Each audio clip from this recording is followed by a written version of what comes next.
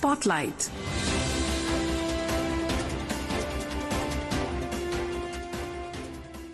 This is Akashvani. In the program Spotlight, now we bring a discussion on key provisions of the Promotion and Regulation of Online Gaming Bill 2025. The participants are Shubhimal Bhattacharjee, political analyst, and Gaura Dhawanlal, anchor. Hello and welcome to our program. The Lok Sabha cleared the Promotion and Regulation of Online Gaming Bill 2025 yesterday, and today the Rajya Sabha also gave its approval. The bill, which essentially bans online gaming apps that require users to pay money to win cash, now needs the President's signature to become a law. We are delighted to have in the studio with us to help us understand more about the need, impact and challenges of bringing in this bill, Shubhimal Bhattacharjee, who is a technology and policy advisor and also a well-known columnist. Shubhimal, welcome to the program.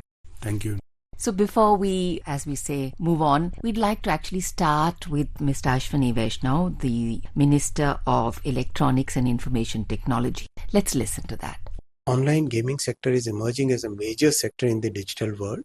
It has three segments. First is esports, which is where the teams play. There is strategic decision making. There is a lot of coordination between teams. Second is online social games, which are part of our life, which don't impact the society in a negative way. Third is online money games. These are the games which really cause so much harm to the society. To prevent the harms to the society and prevent the harms to the middle class families and to our youth, this bill has been brought, which basically encourages beneficial activities like esports and online social gaming, discourages the online money gaming, which has huge harm on the society. So Shubhimal, I think long on the anvil, this bill, and there were clear indications earlier from the government that it's in the pipeline, it's going to come, and now it's finally here. Both houses have cleared it, just waiting to become a law. Your first response? I thought that this piece of legislation was very essential. The government had to take a call about whether it did a complete prohibitory ban or it brought in a kind of a regulatory ban. The government took a call that it will do a full prohibition because the experience of the last 2-3 years, ever since this online gaming sector was opened, hasn't really been very good. More than 45 crores Indians play those games. Many are losing money. Mostly people are losing money. They do not know where, in many cases, where the money is going, and number of illegal platforms for such games were floundering. Different states has different set of legislations. So it was a kind of very clumsy situation where it had societal concerns as well as national security concerns. So the government had to take a call. In its wisdom, it brought in a very strong bill which not only looked at the sector per se but also other sectors that promote the sector, like the banking channels that allow the financial transactions out of these money-based online games to flow. And number two, the advertisements, that bring in more people and generate the excitement among the younger, vulnerable sections. Right. So 45 crore, and that's a huge number. So we were very lucky to have a little conversation with Dr. Manoj Kumar, who's a professor of clinical psychology, NIMHANS, Bengaluru. Also to understand money is very close to our lives and so are our habits. And we'll talk of gaming and gambling and addiction and we'll talk about all that. But to say that it's a young population, we're looking and wanting to reap a demographic dividend. What is it doing to our people? Let's listen to him. Now, gaming is in high demand because of three A characteristics. One is called accessibility, second is affordability, third is acknowledgement. So all these three characteristics holds them to remain a member of this any gaming team, or they start playing at individual level also. When they engage themselves in gaming, it takes away a lot of their time from prioritized activities of the day-to-day time. Second thing which becomes is loss of control. They start lose their control once they initiate the game. And the last is consequences. They know consequences are there, but they continue to play it. So all these three characteristics also makes them heavy user or addictive user of games. Now the things comes is how to treat it. We have specialized treatment facility at National Institute of Mental Health and Neuroscience, which we call SHUT clinics, which stand for Service for Healthy Use of Technology. And it is India one of a kind clinic clinic and which has been running from 2014 onwards. Here we provide guidance in terms of how to regulate or balance their gaming habits. Second guidance is on the context of psychological issues. Third, we works with the family so that they should know what communication they should have so that they can also encourage children for healthy use of technology. And in case children have other psychiatric problems which are also affecting the indulgence in games, we also provide treatment for them. And we also run a digital detox helpline every Friday. So anybody can call us and they can seek guidance from us. And currently we are running online parent groups also where we are helping parents to handle the issues related to gaming in the family context. So coming back now to understand from you, and I think before we move on further, this difference between gaming and gambling. Of course, the lens will be completely different, and esports is very happy that this has come. There's a legitimization, and I think when people are not moving towards money what are the other incentives used? Is it equally addictive? How does this pan out? Well, the government has been very clear. They want esports to flourish in the country, and definitely this is something that you cannot go against the wave. All across the world, there is a lot of interest in online gaming, but when it comes to money-based games, there lies sometimes the problem. There, all the channels that you can use to protect your citizens from not getting addicted. Some have even gone and committed suicide because of continuous losing, and then of course money flowing to quarters outside the country, so a lot of financial information about Indians participating in these games going out in servers that are even typically not known where they are hosted. So today, when we have a lot of national security issues and with so much of data, so many Indians playing this game, a certain pattern, a certain idea, a certain understanding about the demographics and so many things can be ascertained with the help of artificial intelligence induced models and all. So a lot of data is going out. A lot of things. So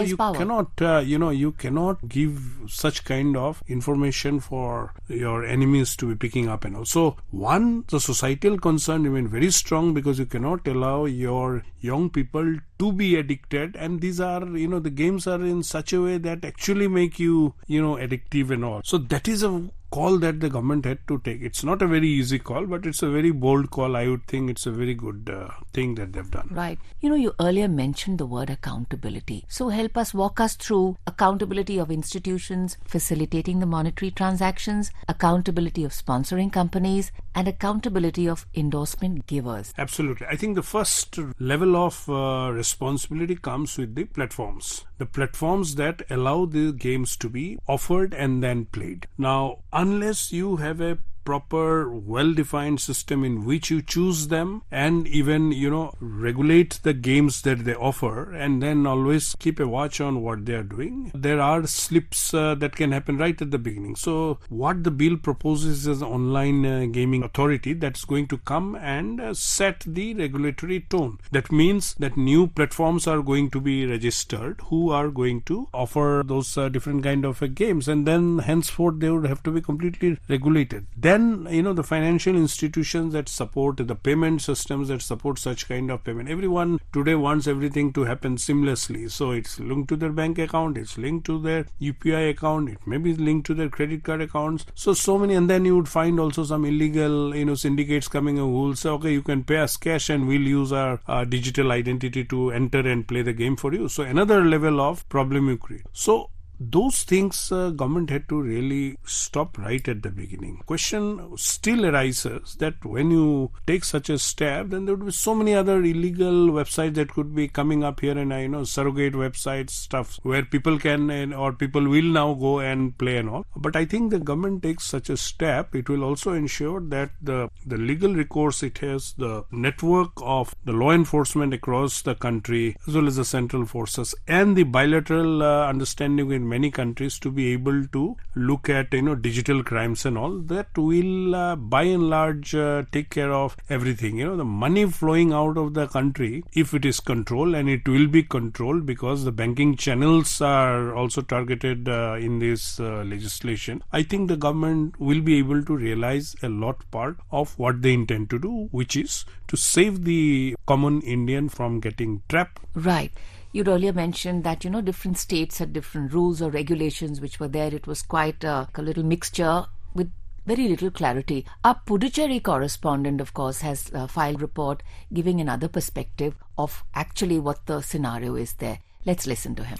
Before taking the extreme step of ending his life 5 years ago, on a fateful day in October, S. Vijaykumar of Villayanur, Puducherry had posted a WhatsApp status message urging for a ban on online gambling. The 36-year-old, who ran a mobile phone service and recharge shop, reportedly lost several lakhs of rupees in online card games. Vijaykumar's case is among the many tragic instances of individuals who fell victim to real money online gaming platforms. The Promotion and Regulation of Online Gaming Bill 2025, introduced by the central government in Parliament, will prevent such tragedies in the future and give relief to many such bereaved families. Akashvani Puducherry has talked to victims' family regarding the bill. Welcoming the bill, Vijaykumar's wife Nallammal expressed relief that the government had taken steps to curb online gambling. ஒரு விஷயம் கேள்விப்பட்டேன் பார்லிமெண்ட்ல மசோதா தாக்கல் பண்ணிருக்காங்க. Came to know that a bill has been introduced to ban gambling in online games. I welcome this bill. No family should suffer in future like mine due to online gambling. I and my family have been suffering so much in the last 5 years due to this. No child should have to grow up losing their father to such games. Only those who experience it will know the pain of losing someone in the family. I know many people who got addicted to online games and lost their money. Some people recover from those losses. Some people who cannot recover succumb to such extreme steps like suicide. I have witnessed many people like that. Please ban such gambling games completely. You earlier, Subibal, said that authority. There is a regulatory authority. We know that whenever there are laws and authorities, people find 20 ways to beat the law, go round the system. And I know it's going to be hopefully a new bill and then a new law which is going to come in. Do you think that there is scope, because it has to constantly evolve, because new challenges will come, that flexibility is there?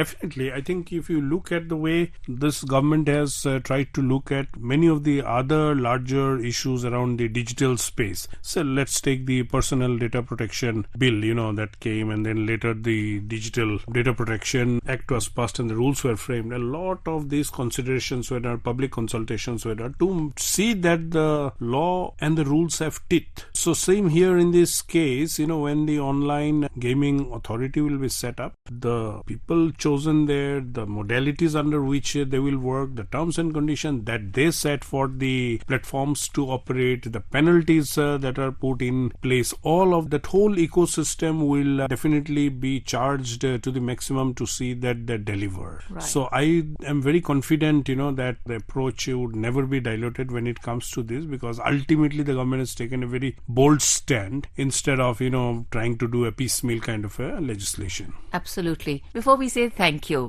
just a brief look at the possible challenges in implementation. It's a bold step.